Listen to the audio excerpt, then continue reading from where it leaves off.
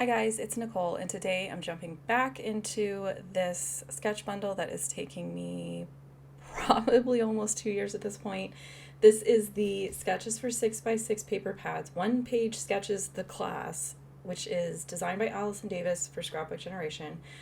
Um, I try to use the same thumbnail, or at least the same thumbnail look, whenever I work with these to hopefully try to make it easier for you guys to find, as well as put it in my playlist that's for anything involving 6x6 paper pads or 6x6 geared sketches.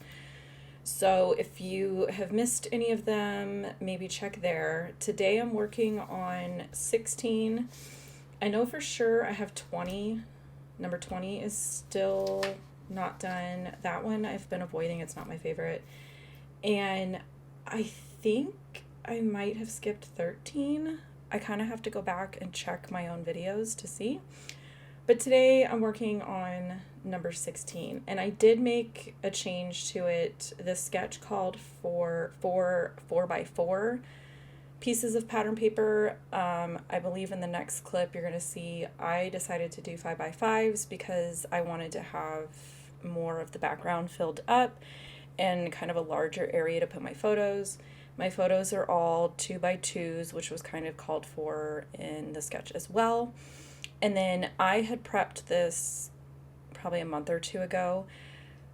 And when I was prepping this, I was actually noticing that I don't have a ton of summer and pool themed supplies, surprisingly enough. I kind of just have the same groups of products that I continuously pull from. And I think it's surprising just because our summer here is so long, and I tend to get passes to the water park every summer for something to do. You would think that I would kind of have a larger stash of summer products than I do.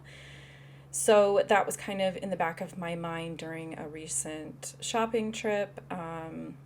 When my order comes in, I'll probably just do like a haul in photos and put it up on my Facebook group. I actually don't like doing haul videos.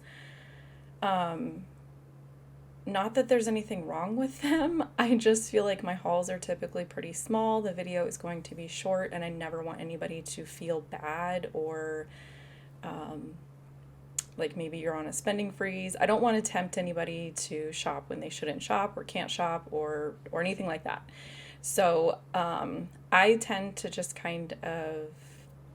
I shop a couple times a year. Pretty much I'll hit a sale, I'll hit a clearance sale, and I usually just kind of share in my group like, hey, this is what I ordered, or this is some of the stuff that I recently purchased.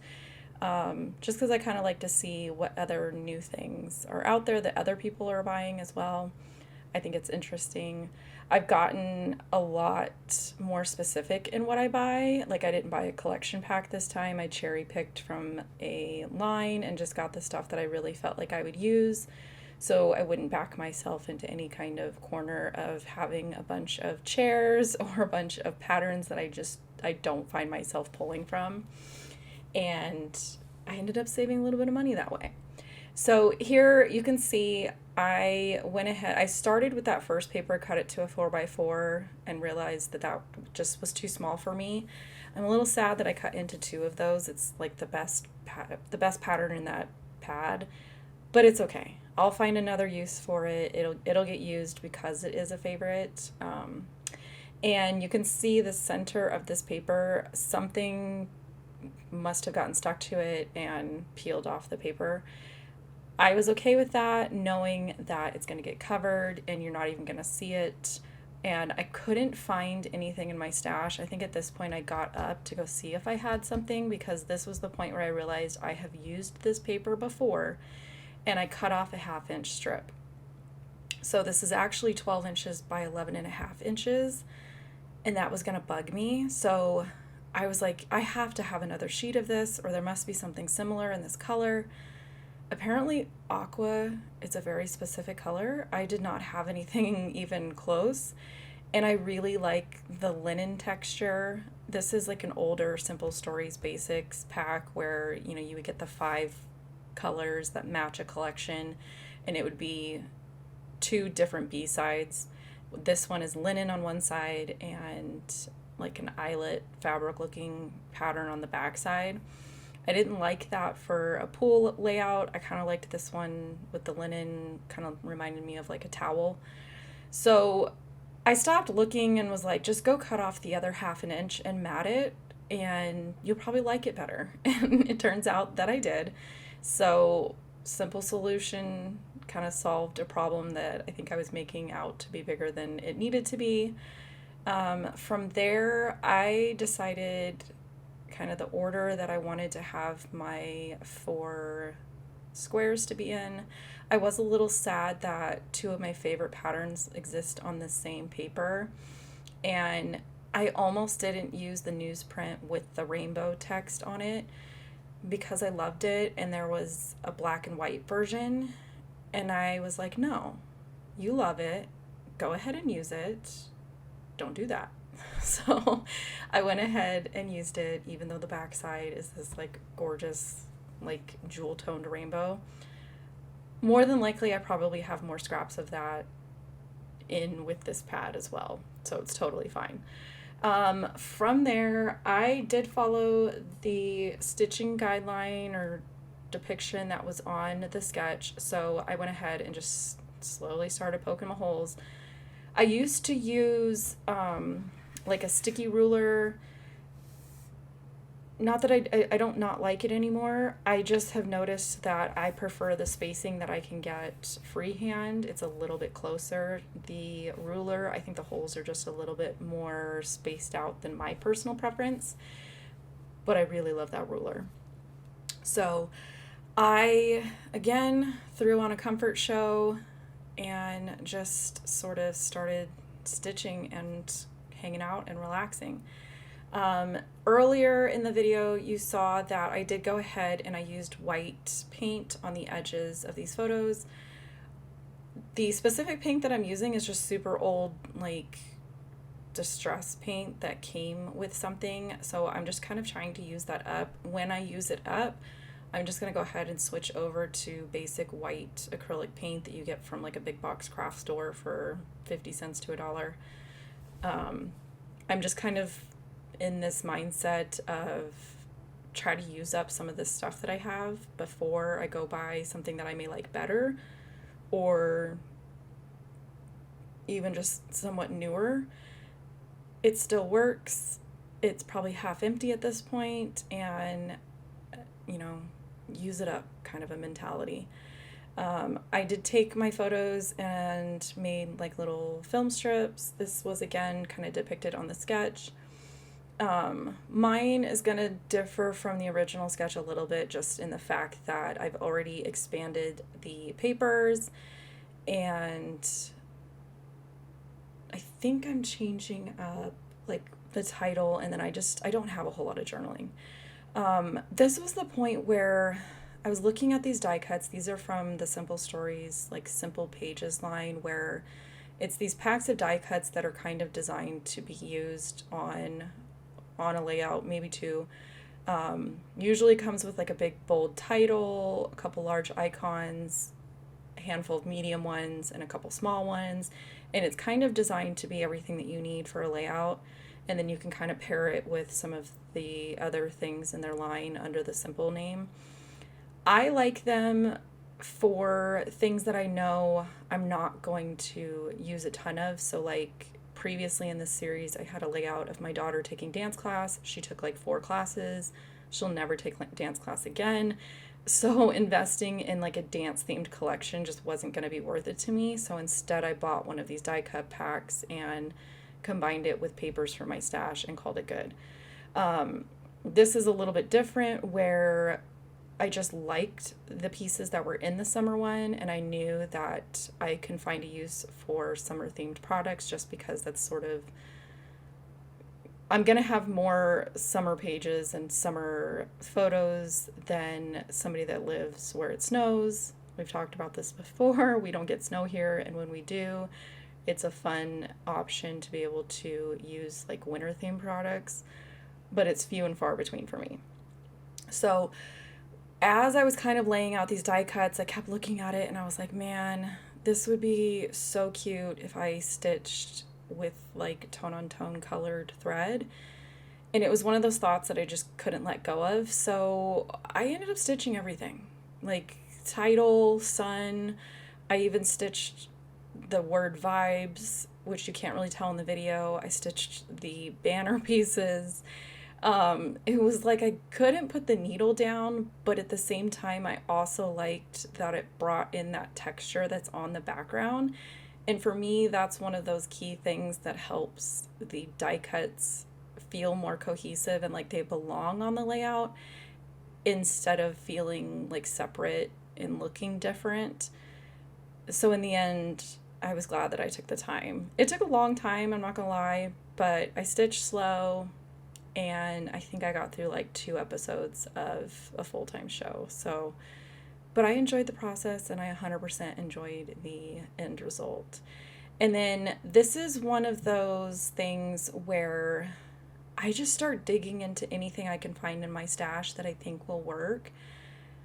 A lot of these items I will pull out over and over and over again and probably never pull anything from it, but it keeps it in like the forefront of my mind when I'm thinking about other pages or I'm thinking in my stash, do I have anything similar to this? And I can usually remember, yeah, you've pulled this out 12 times and never used it, try it again. And sometimes I can end up going ahead and finding a way to use things. I ended up using a couple like little blank labels from a super old Simple Stories snap pack where it just kind of had like really good basics. Those aren't things that I'm necessarily like trying to use up. I think it's more of I'm just trying to remember that I have them, and if I can get some use out of them, great. Especially because they make good bases for more like detailed icons, kind of gives an opportunity to add some color in different areas. I do feel like I'm kind of drowning in phrase stickers just because everything comes with phrase stickers, and even as much as I enjoy them, sometimes I have a hard time being like, oof, that's too many. So I think I was able to use 2 on this layout, and then there was a phrase die cut from the die cut pack that I was able to kind of find somewhere to fit it in here. I think I used everything but like 4 or 5 die cuts from the pack. One was like a giant bus with an umbrella on it, and just some other icons that weren't necessarily, you can see them right there, they just weren't necessarily going with like my feeling of swimming. It was more summer. So I'm just going to put those back in the pack and see if I can kind of come up with another use for them. If not, I kind of just don't feel bad if I end up tossing something or putting it in a pile for my daughter to make something out of, because if I can use at least 70% of this die cut pack, I feel like I got my personal preference out of it, and you kind of have to go with, what you like and what you enjoy. I even pulled out, this is like a different color scheme, but it's some stickers from another snap pack that's super old from Simple Stories. Again, I just kind of go digging through my room for anything that I feel like could work. While I was digging, I went through my dies trying to see if I had anything that was like summer specific. I had pulled out a sun die, ended up not using it when I found the cute little sun with the face that was part of the die cut pack. But I found these little like conversation thought bubble things with a heart in the middle. These are really old from My Favorite Things, and I think it coordinated with a set of like stamps and stuff that they had for distance learning. So these are what I would consider like a good basic that I like to pick up when I see them. So I went ahead and cut out like a handful with just some white cardstock, and then I took the scraps that I had cut off of the 6x6 papers. I didn't really know at this point how many I was going to use, what size they needed to be, anything like that. I just went ahead and cut some and was going with the idea of I would figure it out as I went along. And for me, that typically just kind of means, what area do I want to put some little details in, and then kind of what color is lacking in that area. So like the top left quadrant where there's like a sun, there's a pink label, and then the phrase has orange font. So I'm going to put one of the hearts up there with the top layer being from the green pattern paper, just to kind of bring some green up there. I also chose to leave the upper right paper completely blank. Sometimes I like having, like, my favorite paper just having nothing on it so that you can actually like see it. I think in the sketch, the photos kind of end up being a little bit more in that right quadrant, but again, I made mine bigger, so mine's just a little bit different. And then same thing with like the lower left. There's a lot of green going on between the pattern paper square, the fact that the first letter of the title is also green. So the embellishments that I chose for that square, I'm just picking different colors. I've got a navy label, an aqua label, the sunglasses are pink. I'm going to put one of these little thought pieces in the orange pattern paper.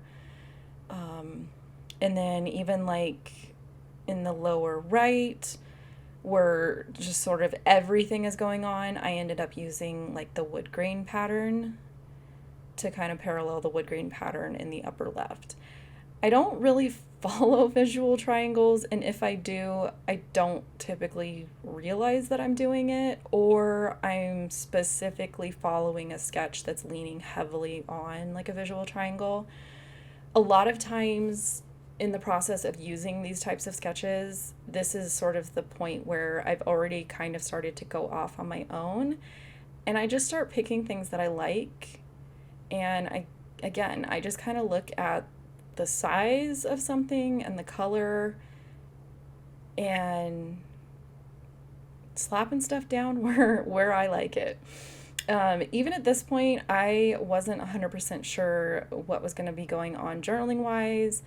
The sketch kind of depicted a little bit longer journaling, like above and below the title. I've already sort of changed up the title area to fit this giant phrase from that die cut pack.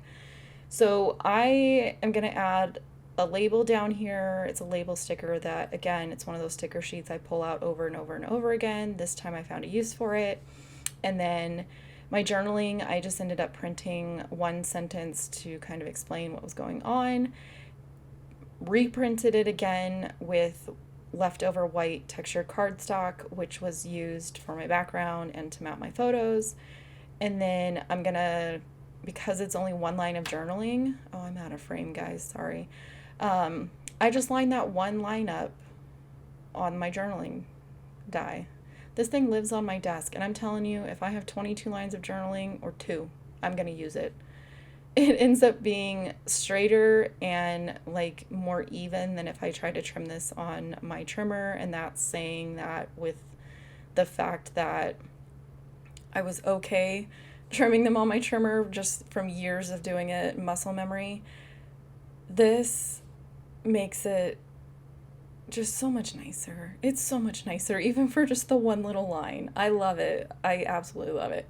So finished layout, lots of stuff going on, lots of mixing different supplies, old stash, even older stash, still hyper fixated on stitching and that kind of thing. But I hope you guys enjoyed it, and I always thank you guys for spending some time with me, and I'll catch you in another video.